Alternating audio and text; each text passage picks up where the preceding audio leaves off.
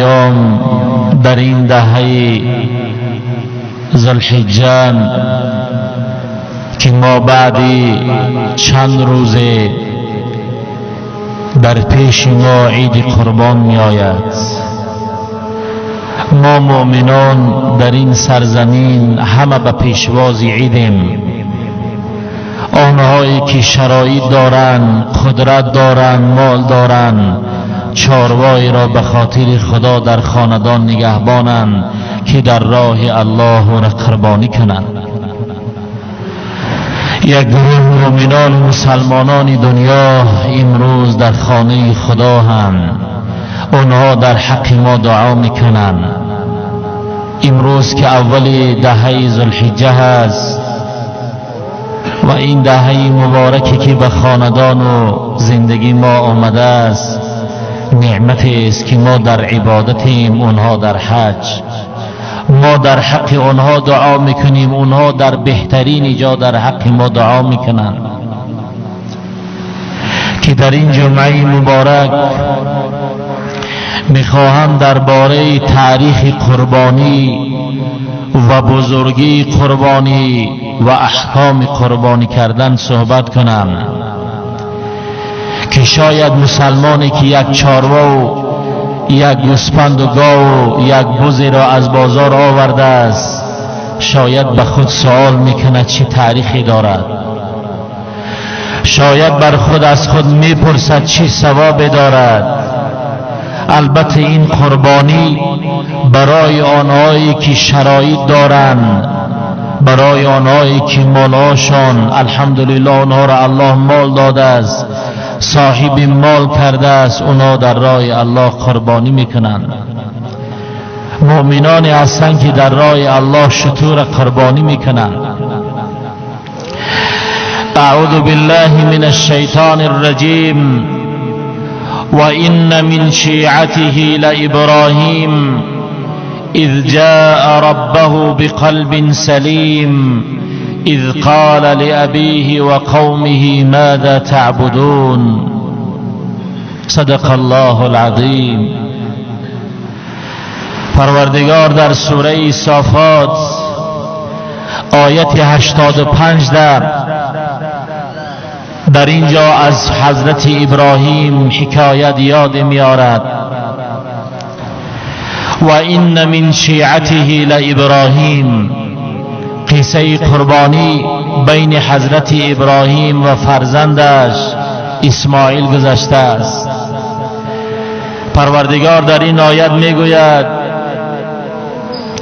و این من انصار نوح و اعوانه و ممن کال علی منهاجه و سنته ابراهیم خلیل. و این من شیعته ابراهیم. آیت پیش از این آیت ها در سوره صافات پروردگار از حضرت نوح در آیت های گذشته برای ما حکایت میکند. داستان و گذشتگان این بزرگان انبیا در قرآن بیان میشود. از یاردم کنندگان راه نوح و آن نبی که در راه نوح در دعوت نوح بودند ابراهیم خلیل است. حضرت ابراهیم هم دوام دهنده دعوت نوح بودند. همان راه حضرت نوح برای مردم برای خداپرستی دعوت میکرد، حضرت ابراهیم هم این راه اختیار کرد. قال البیضاوی در تفسیر بیضاوی، علامه بیضاوی بیان میکند و کان بین نوح و ابراهیم 2640 سنه. امام بیضاوی میگوید که بین حضرت نوح ابراهیم 2640 سال بود. و کان بینهما نبیان هما هود و صالح. بین حضرت نوح ابراهیم دو نبی بودند، یکی حضرت هود بودند، دیگری حضرت صالح بودند. ای حین جاء ربه بقلب نقی. در دوام آیت این تفسیر همون آیت از پروردگار حضرت ابراهیم تعریف میکند. اذ جاء ربه بقلب سلیم. ای ابراهیم، چه ابراهیم بود؟ پروردگار میگوید همان ابراهیمی که با دل صاف درگاه پروردگار بود، دلی که از شک و شرک صاف بود، دل پاک داشت ابراهیم. همیشه یگانگی پروردگار به یگان شک پرستش میکرد. الله حضرت ابراهیم تعریف میکند اذ قال لأبیه و قومه ماذا تعبدون. پروردگار در این آیت مبارک چی میگوید؟ ابراهیم آمد، حضرت ابراهیم آمد که پدرش آزر با همراهی قومش همه بت پرستند.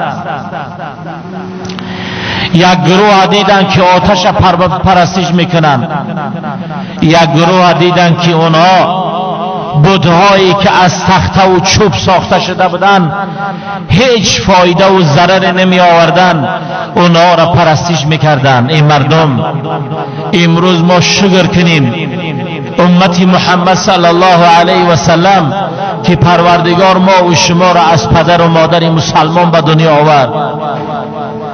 پروردگار در حالت ما را به دنیا آورد که الله ما پرستش میکنیم.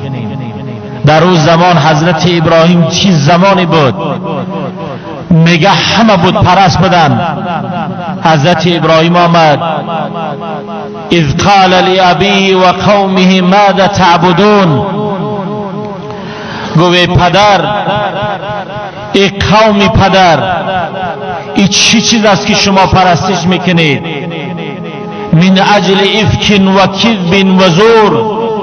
این چیزهای شما پرستش میکنید همه باطل است، همه اینها دروغ است، همه اینها نه فایده میارند و نه ضرر میارند. در اینجا میگن قوم، بزرگای قوم میگه همون قوم آتش پرست و بت پرست یک آتشی را فرمان دادن که آتشی کلان و شعله کنید. اخیران در تاریخ میاد میگه یک کمپیر پیرانسالی که بت پرست بود آخیران ایزوم در پشتش می آورده در آتش پرتاب میکرد، میگفت ابراهیم شما در این آتش بسوزانید. حضرت ابراهیم گرفتن در آتش پرتافتن، گفتن تو بت‌های ما را تحقیر میکنی. اونها غافل بودن که ابراهیم حافظی دارد، اونها از خیالشان دور بود که ابراهیم نگهبانی دارد. نگهبان ابراهیم الله است. وقتی حضرت ابراهیم در آتش گذاشتند، خدا در دیگر آیت مبارک است که امر کرد یا ناری کنی بردن و سلاما علی ابراهیم. آتش تو ابراهیم نگه بدار، بجای گرمی سردی به بدن ابراهیم بیار. خلاص ابراهیم در آتش نسوخت، آتش هم با فرمان پروردگار بود. قوم بسیار حضرت ابراهیم اذیت دادند. حضرت ابراهیم به این مقصد آمد که از دیارش هجرت کند و قال انی ذاهب الی ربی سیهدین. پروردگار در آیت 99 سوره صافات از زبان ابراهیم حکایت میکند که حضرت ابراهیم چی گفت؟ لما نجى الله من النار و خلصه من کید الفجار هجر قومهم و اعتزلهم. وقتی الله میگه ابراهیم از آتش نجات داد، ابراهیم از دست این بدکاران خلاص شد، از دست اینهایی که بت و آتش را پرستش میکردند. چی گفت؟ انی ذاهب الی ربی سیهدین. گفت من به سوی آن پروردگار میروم که او الله رای هدایت برای من نشان میدهد.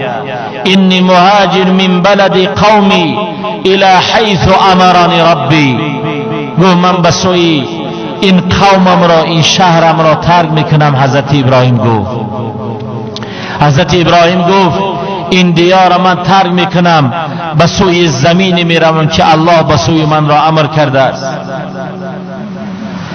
قال مقاتل، امام مقاتل میگوید هو اول من هاجر من الخلق، اولین مهاجر از خلق الله انا من حضرت ابراهیم بودند.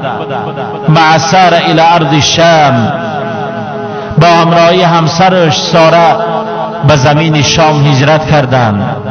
او شهری که تولد شده بود، او زمینی که در اونجا زندگی کرد، او زمینی که در اونجا نشو نما یافت، او زمینی که دوران کودکی را در اونجا سپری کرد. حضرت ابراهیم بعد اذیت قومش از او سرزمین رفت، هجرت کرد.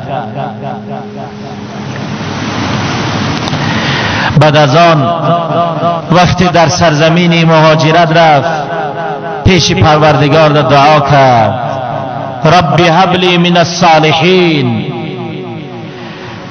ای ارزقنی ولدا من الصالحین یؤنسنی فی غربتی. پروردگارا گفت از همین همسر من که تا اون لحظه از همسرش فرزند نداشت، 30 سال به جای رسیده بود، پروردگار گفت از این همسری من یک فرزند صالح برای من عطا کن که ما تا که در این سرزمین غریبی هستم، در راه دعوتم، در این راهی که مردم تربیت میکنم، شریک من در راه من باشد. امام ابن کثیر در تفسیر این آیت مبارک میگوید دعای حضرت ابراهیم چی بود؟ یرید اولادا مطیعین یکون عوضا عن قومه و عشیرته. امام ابن کثیر میگوید دعای حضرت ابراهیم این بود که خدایا برای من فرزند عطا کن که من را خویش و تبارم از سرزمینم جدا کردن. از همون قومی که حضرت ابراهیم اذیت دادن، یک گروهش خویش تبار حضرت ابراهیم بودن. اگر تاریخ انبیا و پیغمبرها را بخوانیم، همین دوستای خدا را اگر تاریخش بخوانیم، میبینیم همون شناسا و نزدیکا و خویش تباراشون در گروه همون اذیت دهنده ها خوش شریک هستند. همونها وقتی رفتن حضرت ابراهیم، اونها ندانستند که این ابراهیم است، اونها ندانستند که پیش خدا چی قدر و منزلت دارد، زیرا اونها به یگانگی خدا ایمان نداشتند.